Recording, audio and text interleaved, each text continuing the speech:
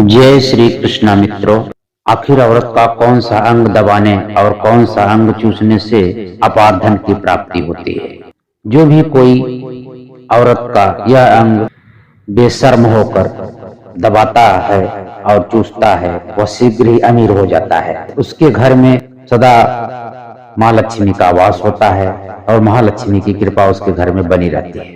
तो दोस्तों, हम ये कहानी के माध्यम से बताएंगे औरत का कौन सा वह अंग है जिसे हर मर्द को दबाना चाहिए और कौन सा वह अंग है जिसे चूसना चाहिए। आधी अधूरी जानकारी दोस्तों किसके समान होती है, इसलिए वीडियो को बीच में न छोड़ें। एक गांव में एक रामदास नाम का एक आदमी रहता था। वह बहुत गरीब था। उसके घर में खाने के लिए घर में अन्न का एक दाना तक नहीं था। ऊपर से उसकी पत्नी के ताने, वह एकदम तंग आ गया था। उसकी पत्नी कहती थी, तुम्हारे घर में खाने तक को नहीं है, तुम बैठे हो। वह एकदम उदास और हताश होकर के एक दिन जंगल के रास्ते से निकल पड़ा। एकदम सुनसान गलियों में वह कहाँ जा रहा है उसे कुछ पता नहीं था दोस्तों। तो तभी वह देखता है कि वहां पर एक साधु महाराज जी थे जो तपस्या में लीन थे। और उनको देखकर वहां रुक गया और उनका ध्यान टूट जाएगा, तब वो जगेंगे, उठेंगे, तब मैं उनसे बात करूंगा, ऐसा इंतजार करने लगा। कुछ देर बाद महात्मा की आंख खुली तो वो अपने सामने उसको खड़े हुए पाए। तो बोले, बेटा तुम कौन हो, क्या और यहाँ क्यों आए हो। तब वो अपनी माली हालत सुनाने लगा दोस्तों कि महाराज, मैं किस्मत का मारा हूँ, मेरे पास खाने तक के लिए कुछ नहीं है महाराज, और मेरी पत्नी रोज रोज मुझे ताने मार रही है।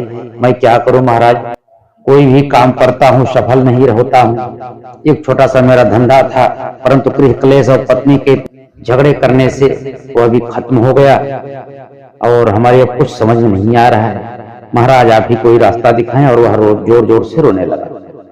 तब महाराज जी बोले, बेटा चिंता मत करो, सब ठीक हो जाएगा। मैं तुम्हें एक उपाय बताता हूँ, यह तुम्हें रोज करना होगा, जिससे तुम माला माल हो जाओगे। वह तुम्हें बेशर्म होकर अपनी पत्नी का ये अंग दबाना होगा और ये अंग चूस लेना है। अचानक तुम्हारे घर धन की प्राप्ति होनी शुरू हो जाएगी, देखते ही देखते अमीर हो जाओगे। साधु महाराज बताते हैं कि औरत का वह कौन सा अंग है जिसे दबाना चाहिए और चूसना चाहिए। उसके घर में लड़ाई झगड़ा नहीं होती है, वह जो भी व्यापार करता है उसमें तरक्की मिलती है। तब साधु महाराज कहते हैं, अब मैं औरत के उन अंगों के बारे में बताने जा रहा हूँ जिससे तुम्हें अपार धन की प्राप्ति हो। तुम ध्यान लगाकर इसको सुनो। रामदास बोला कि महाराज जल्दी बताइए। तब महाराज बताते हैं, एक नगर में एक किसान रहता था। उसके पास बहुत से खेत थे। वह बहुत मेहनत करता था और उससे बहुत ही अनाज उपज करता था। और उसकी पत्नी और वो किसान, वो परिवार में दो ही थे। उसके घर में अपार प्रेम था पति पत्नी में। उसके घर में कभी भी कोई लड़ाई झगड़ा नहीं होता था। यह देख करके आसपास के लोग, पड़ोस के लोग सब जलने लगे थे। वह दिन दूनी रात चौगुनी तरक्की करता जा रहा था। वह बहुत अमीर आदमी बन गया था और धीरे धीरे यह बात राजा के कानों तक पहुंच गई।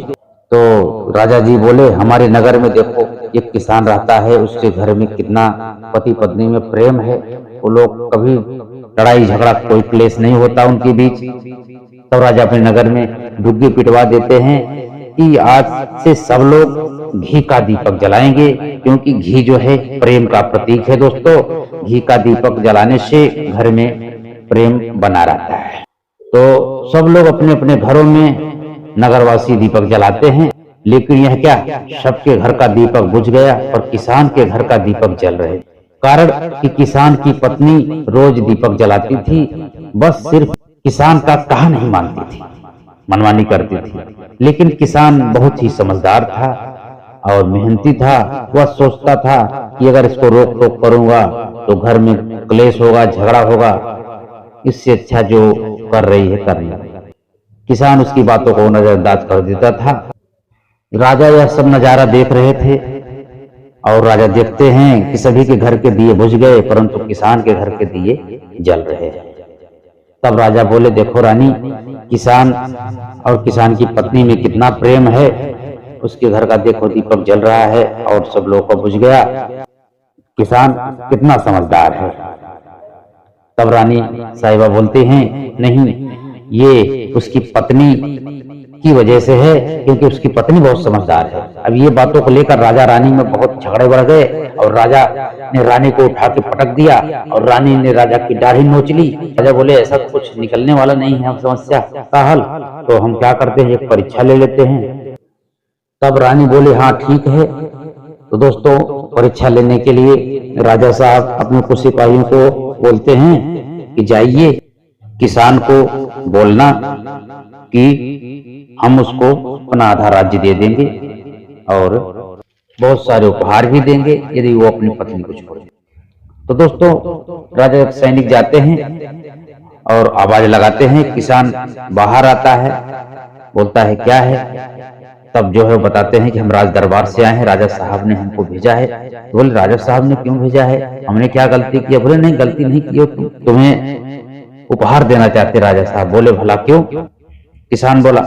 तब सैनिक बोलते हैं, राजा साहब बोल रहे हैं कि हम तुम्हें अपना आधा राज्य दे देंगे और जितना तुम्हारा जमीन है उसके दुगना और जमीन दे देंगे और ढेर सारा हीरे जवाहरात उपहार में देंगे यदि आप अपनी पत्नी को छोड़ देंगे।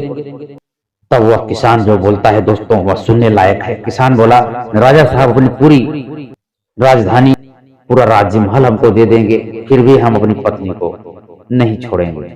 यह बात सुनकर के राजा के सैनिक आए और बताए।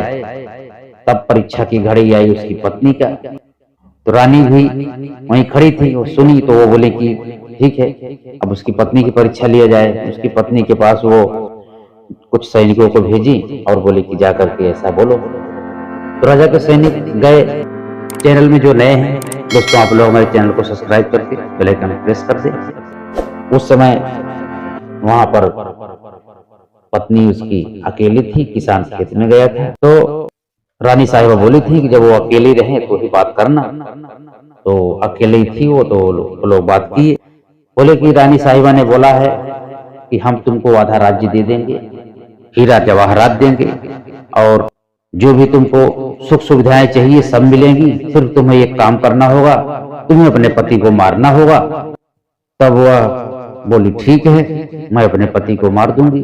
तो राजा के सैनिक बोले कि आखिर पता कैसे चलेगा तुम पति को मार दी हो? तो बोले कि मैं दीपक बुझा दूंगी, जब अपने पति को मारूंगी तब समझ जाना कि मैं मार दी। तो वो लोग गए और सारा हाल बताए। तो राजा रानी दोनों सुन करके बहुत क्रोधित हुए।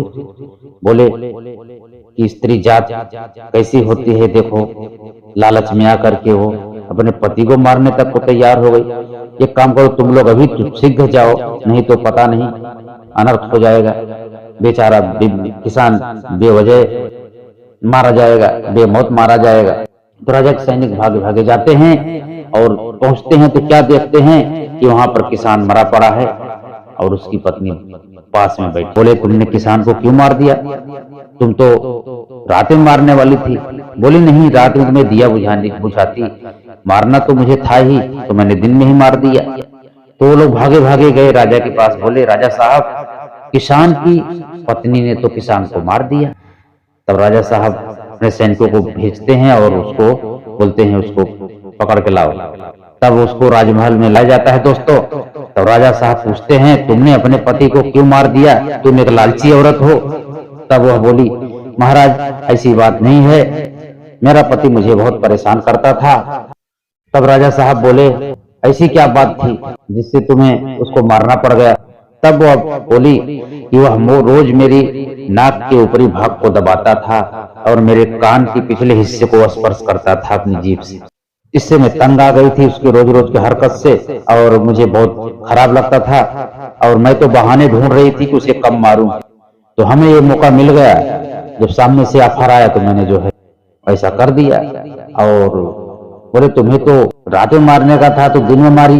बोले, दिन में तो मैं इसलिए मार दी, मुझे मारना तो था ही, रात में तो मैंने दिया बुझाने को बोली थी, मैं संकेत दूं कि मैं मार दी, इस वजह से मैं बोली।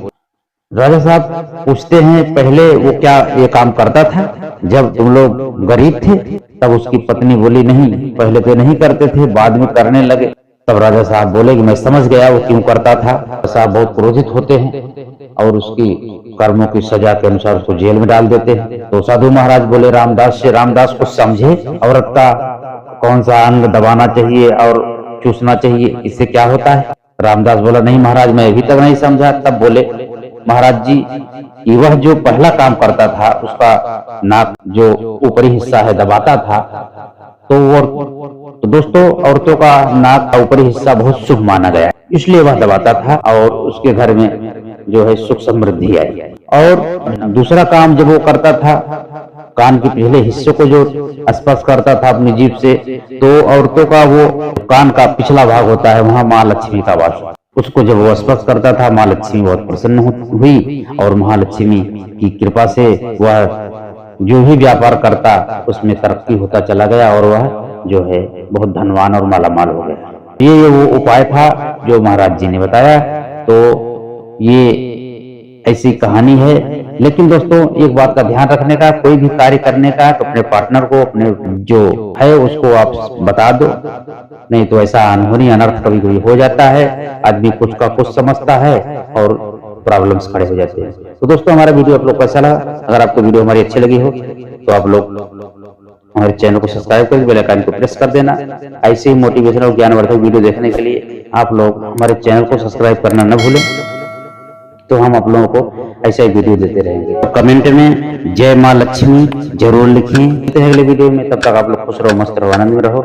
जय श्री कृष्ण मित्रों।